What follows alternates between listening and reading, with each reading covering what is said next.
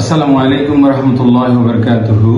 আজকে আমরা মাহে রমজানের দ্বিতীয় রোজা শেষ করে তৃতীয় তারাবি সমাপ্ত করেছি। আলহামদুলিল্লাহ, আল্লাহ শুকরিয়া।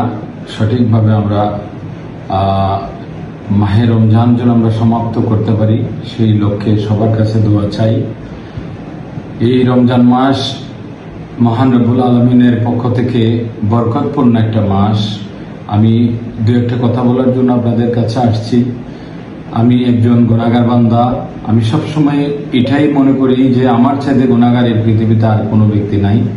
এজন্য আমাদের ছোটখাটো ভুল ত্রুটিগুলো আল্লাহর কাছে ক্ষমা চাই। বিশেষ করে নামাজের মধ্যে আমাদের যে ছোটখাটো ত্রুটিগুলো হয়, সেই ত্রুটিগুলা এই পবিত্র রমজান মাসে আমরা এগুলা আত্মশুদ্ধির মাস বলা হয়েছে, এগুলা নিজেরা সংশোধন করে নিতে হবে, করার চেষ্টা করতে হবে।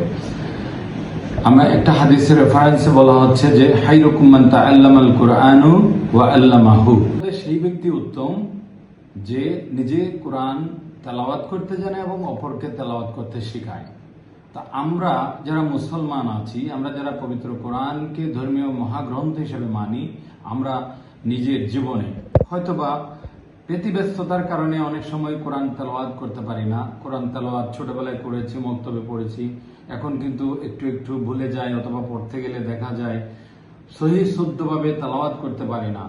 এখানে কোরআন তেলাওয়াত করতে গেলে 17টা মাখরাজ, যেমন আমরা বাংলা যদি পড়তে যাই ব্যাকরণকে আমাদের মেনটেন করতে হয়, ইংরেজি পড়তে গেলে গ্রামারকে মেনটেন করতে হয়, প্রনাউন্সিয়েশনগুলা, উচ্চারণগুলা, দন্ত ন, মর্দিন্না ন, এই যে ন এবং তালেব্বা সহ, দন্ত সহ, মর্দিন্না সহ, এই যে বিভিন্ন স্বয়ের যে উচ্চারণ আছে, অনুরূপভাবে আরবি বর্ণমালাগুলাতে আমাদের মধ্যে দেখা যাচ্ছে যে অনেকগুলা উচ্চারণের উৎসস্থল এবং শেষ, যেটাকে আরবিতে মাখরাজ বলে, 17টা মাখরাজ আছে।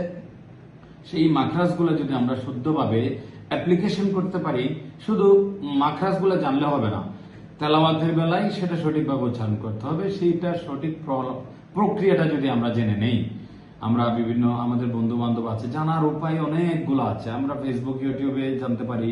আমাদের বন্ধু যেমন আলেমরা আছেন, অনেক বন্ধু বান্ধব আছেন যারা, এটা কিন্তু পবিত্র রমজান মাস, আমরা এই সময়টাকে গুরুত্ব দিয়ে আমরা তেলাওয়াতটাকে অন্তত শুদ্ধ করে নেব। কারণ আল্লাহ তাআলা আমাদেরকে এই যে বলে দিয়েছেন, তোমাদের মধ্যে সেই ব্যক্তি উত্তম যে কোরআন নিজে তেলাওয়াত করতে জানে এবং অপরকে তেলাওয়াত করতে শেখায়।